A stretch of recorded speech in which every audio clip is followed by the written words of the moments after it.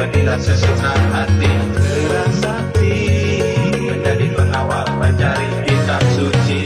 Gerak sakti lihat nakal brutal membuat semua orang menjadi gempar. Hey, oke guys, welcome back to Gnosis alias Cakra Diva dalam pembahasan alur cerita Donghua Sising G Season 5 episode ke-55. Seperti biasa sebelum masuk ke pembahasan episode kali ini kita review dulu episode sebelumnya di mana Sun Wukong bertarung habis-habisan melawan Dewa Kuno Yujun hingga terperangkap oleh panah cinta.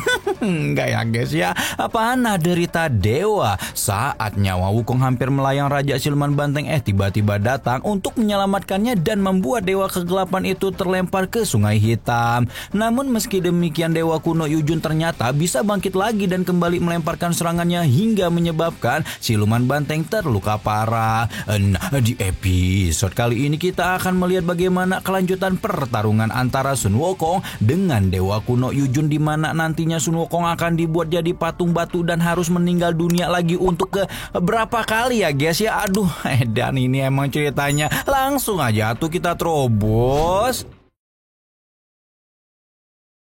Baku hantam antara Sun Wukong dan Dewa Kuno Yujun masih terus berlanjut, di mana perlahan leluhur Dewa Kegelapan itu mulai mengubah tongkat emas sakti Sun Wukong hingga berubah menjadi batu. Tidak cukup sampai di situ, tongkat sakti itu juga dibuat hancur berkeping-keping sehingga otomatis membuat pemiliknya jadi terkejut.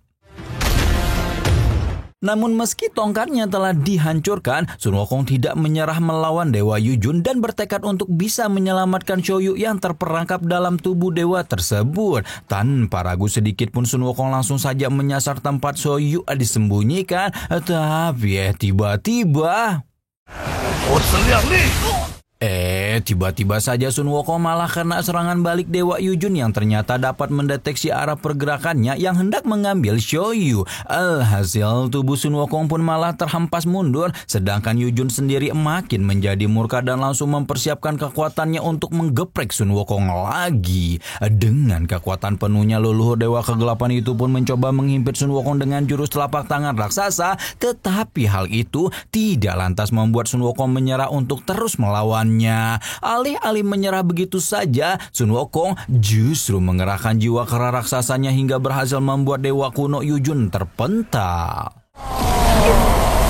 Begitu Dewa Kuno Yujun terhempas, Sun Wukong buru-buru memanfaatkan situasi untuk mengambil api abadi alias Xiaoyu dari dalam tubuh Yujun. Namun bukannya berhasil, upaya Sun Wukong kali itu malah harus kembali gagal dan bahkan harus menderita serangan balik lagi hingga tubuhnya berubah menjadi batu. Saat menjadi batu itulah jiwa Sun Wukong dapat bertemu dengan sosok Xiaoyu yang meminta maaf atas karena tidak bisa melakukan apapun untuk menyelamatkannya. Tak hanya meminta maaf, Xiaoyu juga tampak memberitahukan tentang perjalanan takdir Sun Wukong yang memang digariskan untuk bolak-balik alam baka dan beberapa kali untuk bertemu dengan Raja Alam Baka. Sementara Xiaoyu memberitahukan tentang takdir Sun Wukong, Dewa Kuno Yujun justru terlihat puas dan berbangga diri karena akhirnya dapat mengalahkan musuh terbesar dalam hidupnya, yaitu Sun Wukong. Di tengah rasa puasnya itu, Dewa Kuno Yujun kembali mengerahkan kekuatan penuhnya untuk memusnahkan tubuh Sun Wukong yang membatu hingga tidak bersisa sedikit pun. Bersamaan dengan itu, tanda-tanda pemusnahan Sun Wukong ternyata dapat dirasakan hingga ke alam surgawi dan seketika membuat Dewa Guan Yin dan Dewa Rulai menjadi sangat khawatir. Tidak hanya terasa sampai alam surgawi, permusnahan Sun Wukong juga dapat dirasakan jelas hingga ke alam baka, tepatnya oleh Raja Alam Baka yang baru. Mendapati tanda-tanda musnahnya Sun Wukong, enggak musnah ya guys ya, ya matinya Sun Wukong ya guys ya. Raja Alam Baka kedua itu pun langsung menilai kalau sebentar lagi alam kekuasaannya itu akan menjadi ramai seperti dahulu. Sama seperti Raja Alam Baka dan dewa-dewa alam surgawi, tanda-tanda matinya Sun Wukong pun dapat dirasakan jelas oleh Tan Sanzang beserta para muridnya yang masih berada di tengah hutan untuk menyusul Xiaoyu. Merasakan firasat buruk tentang Sun Wukong, Tan Sanzang kemudian mengajak Wu Jing dan Curt Pakaian untuk mempercepat langkah mereka. Kembali ke tepi Sungai Hitam, Dewa kuno Yujun kini tampak menghampiri sisa pakaian Sun Wukong yang masih tertinggal dan langsung meluapkan amarahnya kepada pakaian tersebut. Namun begitu amarahnya reda, Dewa kuno itu mulai mendapat bisikan-bisikan halus dari jiwanya yang lain yang bersemayam dalam tubuhnya. Jiwa lain itu berkomentar dan mengejek Yujun karena telah dipukuli cukup parah oleh siluman keras seperti Sun Wukong. Menanggapi komentar semacam itu, Dewa kuno lantas membela diri kalau apa yang dialaminya itu bukan sesuatu yang sia-sia karena setidaknya dia telah berhasil mempertahankan api abadi alias Shoyu. Mendengar pembelaan Dewa kuno, jiwa lain Yuzun kemudian berkata lagi dan menyarankan supaya api abadi itu cepat-cepat dimakan agar bisa meningkatkan kekuatan Yujun secara drastis. Akan tetapi dikarenakan api abadi itu belum bisa memberikan kekuatan maksimalnya, Dewa kuno Yujun pun memutuskan untuk bersabar sebentar lagi dan akan memangsa api abadi setelah dibawa ke daratan seberang, yaitu alam perbatasan atau singularitas. Jika api abadi itu telah berada di alam perbatasan, maka dipastikan bisa menunjukkan kekuatan maksimalnya yang melampaui batas sebab akibat.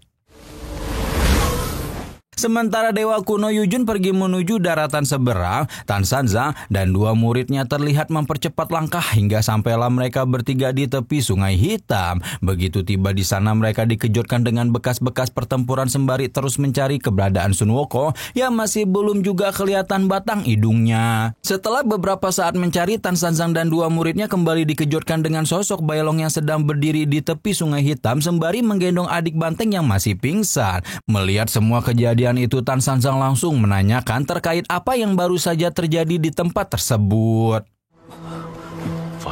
Menjawab pertanyaan Tan Sanzang, Bai Long kemudian bercerita kalau dirinya baru saja terbangun dari pingsan dan menemukan adik siluman banteng tertimpa tumpukan batu dari sisa-sisa pertempuran. Bai Long juga menceritakan kalau yang selamat dari pertempuran melawan Dewa Yujun hanya dirinya dan adik banteng, sedangkan Sun Wukong dan yang lainnya telah meninggal akibat kerasnya pertarungan. Mendengar penjelasan Bai Long, Cut Pat Kai, Wu Jing, dan Tan Sanzang pun sangat terkejut, tidak menyangka bahwa siluman terkuat di jalur iblis seperti Sun Wukong akan meninggal di tangan Dewa Yujun. Meski sedih dan terkejut dengan kabar tewasnya Sun Wukong, Tan Sanzang mencoba memotivasi semua muridnya dan mengatakan kalau saat ini bukan waktu yang tepat untuk bersedih-sedihan. Tan Sanzang mengatakan mereka masih harus menyelamatkan Shoyu yang dibawa pergi Dewa Yujun supaya bisa segera kembali ke tangan mereka. Namun sesaat kemudian Tan Sanzang malah dibuat terheran-heran ketika melihat Bai Long menjadi lebih sedih dan terlihat ingin mengakui suatu kebenaran. Penasaran dengan apa yang ingin disampaikan oleh Bai Long, Tan Sanzang kemudian bertanya, "Apa sih yang kamu mau sampaikan, Kasep?" Menjawab pertanyaan Tan Sanzang, Bai Long lantas membuat pengakuan kalau sebenarnya dia hampir meninggal juga akibat pertempurannya melawan Dewa Yujun. Hanya saja demi bisa bertahan hidup, Bai Long terpaksa memakan Yihu, di mana hal itu atas persetujuan Yihu sendiri. Jadi, diceritakan saat terbangun dari pingsannya, Bai Long tertati-tati menghampiri Yihu dan mencoba menyadarkannya. Saat Yihu sudah sadar, Bai Long memintanya untuk bertahan hidup sebentar lagi supaya mereka berdua bisa segera menyelamatkan Shoyu dari tangan Dewa Yujun. Diminta untuk tetap bertahan hidup, Yihu yang sudah tidak bisa bergerak sama sekali itu pun langsung menolak dan mengatakan kalau Shoyu lebih membutuhkan Bai Long dibanding dirinya. Mempertimbangkan kondisi tubuhnya yang terluka lebih parah dari Bai Long, Yihu kemudian meminta Bai Long untuk segera memakan tubuhnya supaya Bai Long bisa bertahan hidup lebih lama dan menyusul Shoyu. Mendengar permintaan konyol Yihu, Bai Long jelas saja menolak mentah-mentah dan bertekad untuk tidak akan pernah memakan Yihu separah apapun dirinya.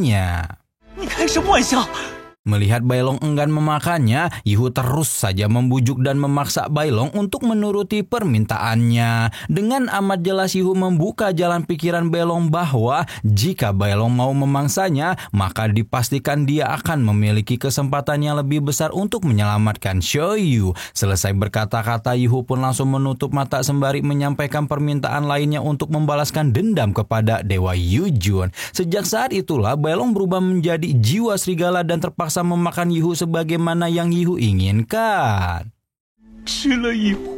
Mendengar cerita Bailong barusan, Tan Sanzang dan yang lainnya tentu saja sangat terkejut, tetapi hal itu tidak perlu dipermasalahkan secara serius. Terlebih lagi Tan Sanzang juga tidak menemukan adanya tanda-tanda jiwa gelap dari diri Bailong, meskipun muridnya itu telah memangsa siluman yang terpapar jiwa gelap. Alih-alih mempermasalahkan tindakan Bailong yang memakan Yihu, Tan Sanzang justru malah menyarankan supaya di masa depan Bailong tidak mengulangi perbuatannya lagi. Tan Sanzang juga nampak sangat memaklumi kalau apa yang dilakukan Bailong itu demi bertahan hidup hingga saat ini.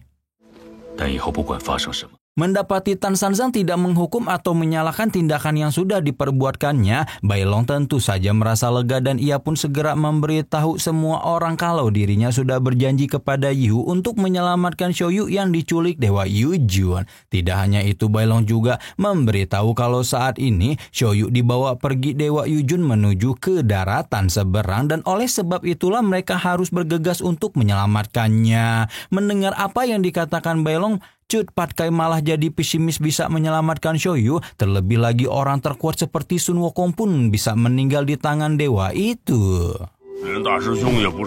Lain halnya dengan pendapat Cut Patkai, siluman pasir alias Wujing justru terlihat sangat optimis kalau mereka semua pasti masih punya harapan untuk mengalahkan Dewa Yujun. Wujing juga merasa yakin kalau Sun Wukong pasti tidak akan meninggal begitu saja dan kemungkinan akan mengalami reinkarnasi lagi seperti sebelumnya. Oleh sebab itulah Wujing menyampaikan pada Tan Sanzang supaya mereka tidak menyerah untuk menghadapi Dewa Yujun demi merebut Xiaoyu kembali. Namun terlepas dari pendapat Wujing, Tan Sanzang malah lebih mengutamakan keselamatan adik banteng terlebih dulu, lalu memutuskan untuk membawanya pergi bersama rombongan mengingat kondisi siluman itu terluka cukup parah. Selepas memeriksa kondisi adik banteng, Tan Sanzang dan para muridnya lanjut menyusun rencana untuk menghadapi Dewa Kuno Yujun, di mana dalam rencananya Tan Sanzang menugaskan Sa Wujing untuk bekerja sama dengan Cut Patkai dan menggabungkan kekuatan serangan masing-masing untuk mengalahkan Dewa Kuno Yujun. Mendengar rencana yang disampaikan Tan Sanzang, Wujing tentu saja langsung menyanggupi dan berjanji akan melindungi Cut Patkai selama bertarung melawan Dewa Yujun nanti. Selesai membahas strategi penyerangan, Tan Sanzang dan para muridnya kemudian membahas cara untuk menyeberang Sungai Hitam yang ternyata memerlukan sebuah perahu untuk mereka tumpangi. Selang beberapa waktu, Tan Sanzang dan murid-muridnya dikejutkan dengan kemunculan sebuah perahu besar yang berlayar di tengah sungai dan terlihat mendarat ke tepian. Ternyata perahu besar itu milik rombongan kerajaan Duyung yang terletak di dasar Sungai Hitam. Begitu melihat para penumpang perahu, Tan Sanzang kemudian segera menyapa ramah, termasuk menyapa Ratu Lan Yu alias Ratu Duyung yang memimpin rombongan tersebut. Mendapati sapaan Tan Sanzang, Ratu Duyung kemudian mempertanyakan kenapa Tan Sanzang bisa berada di tepi Sungai Hitam lagi?